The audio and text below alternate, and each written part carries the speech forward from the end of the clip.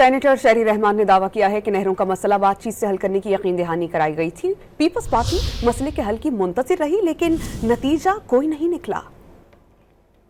इंतहाई इस वक्त किल्लत है पानी की, न सिर्फ सिंध में लेकिन पाकिस्तान के 3 सूबों में। ये पानी की मुनसिफाना तकसीम एक बहुत बुनियादी चीज है।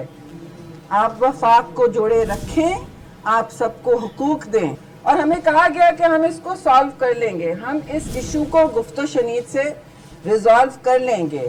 और हम अब तक ही मुंतजर रहे कि ऐसा होगा, लेकिन आपने हमारे जलसे देखे। 27 दिसंबर को चेयरमैन बिलावल भुट्टो ज़रदारी ने क्या कहा कि मेरे लिए जिंदगी मौत का मसला है, कि पाकिस्तान पीपल्स पार्टी जो है वफाक की नुमाइंदगी कर रही है।